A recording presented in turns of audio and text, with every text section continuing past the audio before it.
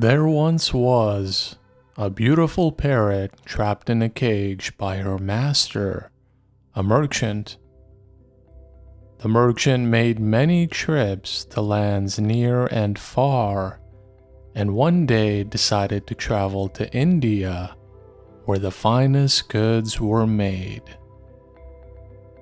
He asked all his servants what he should buy for them on his journey, and each listed things that their heart desired most.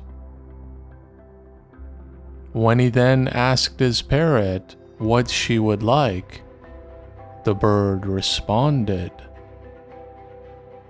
"When you see the parrots there, please tell them all about my sad affair. Tell them a parrot pines continually to see you, but she's caged by fate's decree. She sends her greetings and asks for justice.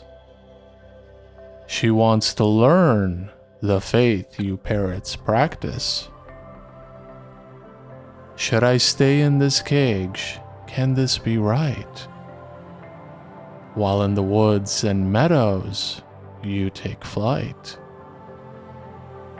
My noble friends, remember this poor bird, and drink to me tomorrow, spread the word."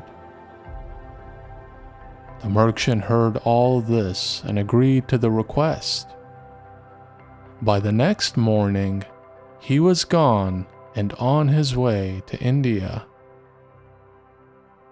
When he arrived, he came across some parrots in the countryside.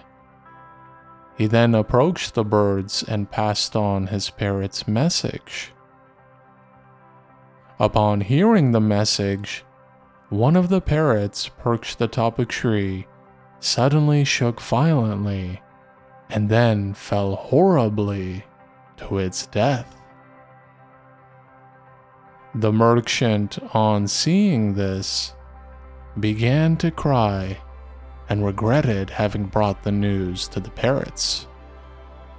Was she one of my parrot's relatives, the same soul which in separate bodies lives? Why did I tell them when she's out of reach? I've burnt the poor thing's heart with my crude speech. The merchant then left the birds, completed his trade, and quickly returned home. He gave all of his servants their requested gifts, and hung his head in shame when he came to see his parrot. "Have you delivered my message?" she asked eagerly. But she had not even finished when her master broke down in tears and began disparaging himself. "Master, what's this repentance for?" she said. "What's brought this rage and grief inside your head?"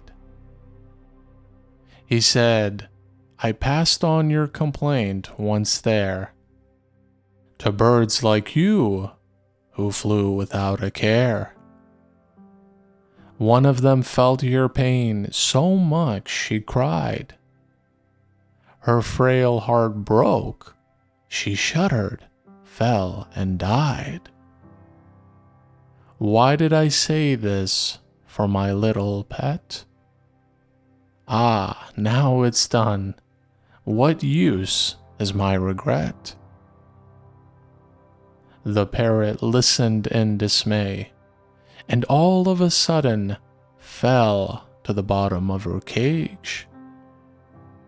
Her master leaped forward and checked her pulse, but alas, the bird had gone like the one he saw in the Indian countryside.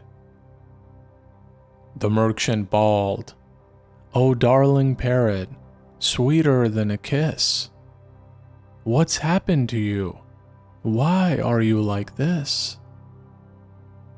My sweet-voiced bird, please say it's not the end. Alas, my confidant and closest friend. The merchant continued to pine and burn with pain until he finally mustered the strength to empty out the cage.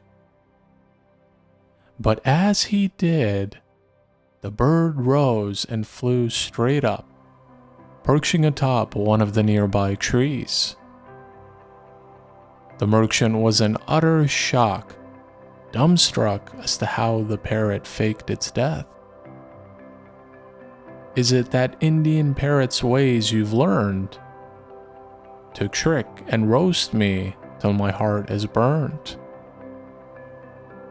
The parrot responded, yes, through her actions she showed me how to give up my voice and loyalty to you. Since it's my voice for which I've been confined, she acted dead to bring this to mind. To say, sweet singing bird, pretend like me, just make yourself look dead and you'll be free. The parrot then gave the merchant more words to contemplate and bade him farewell before flying off into the horizon. He waved as he watched her dance across the sky, happy as she was to have learned the true meaning of freedom.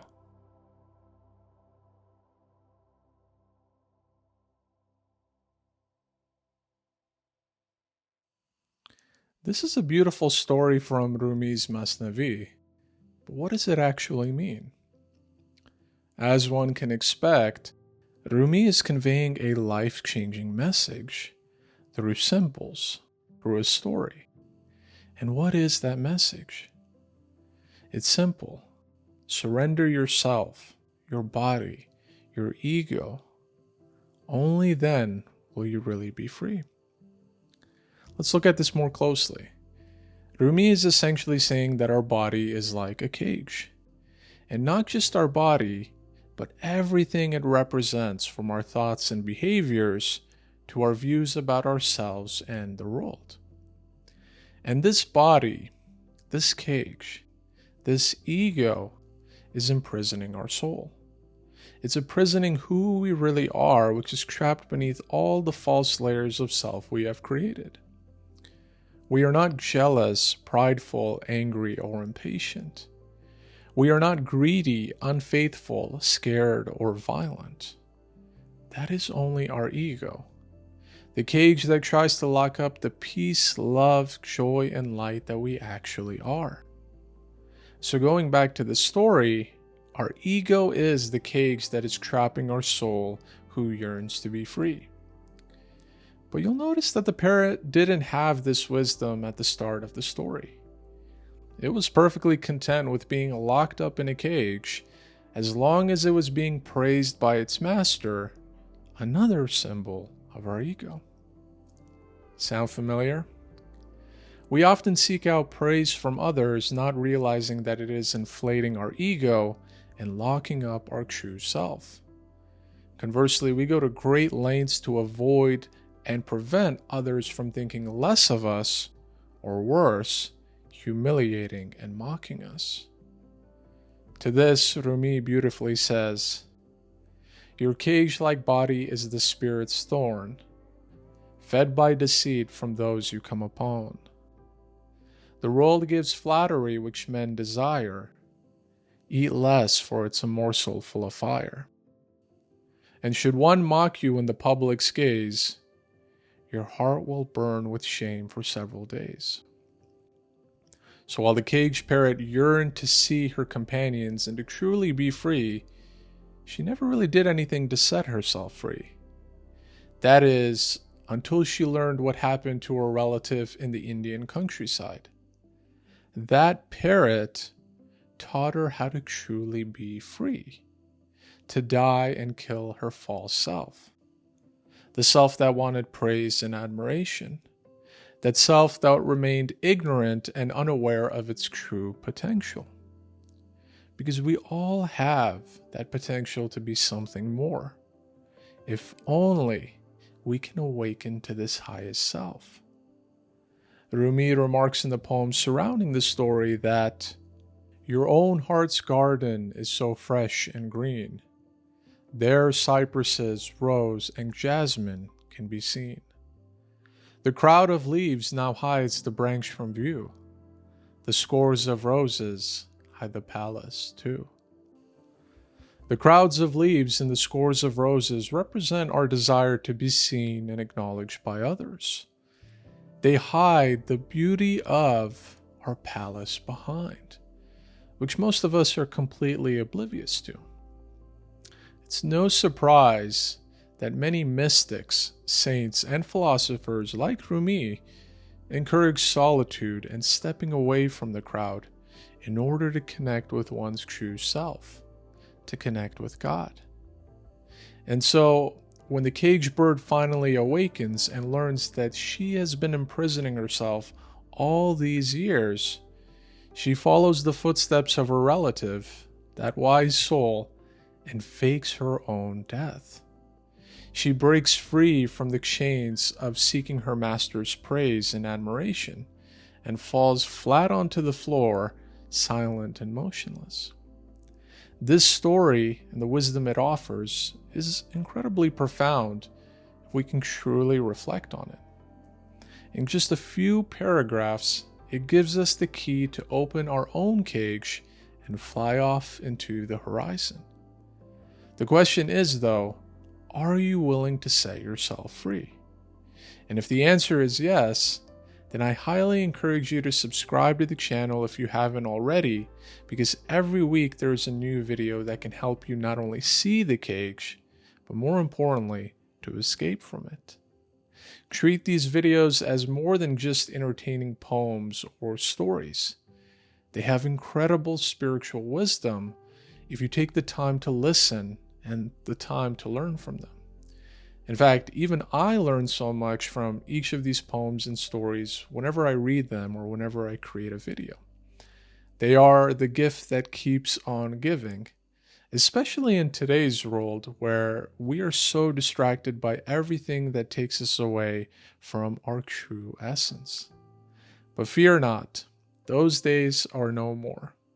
As long as you keep continuing on this path, you will soar to the highest sky and never look back.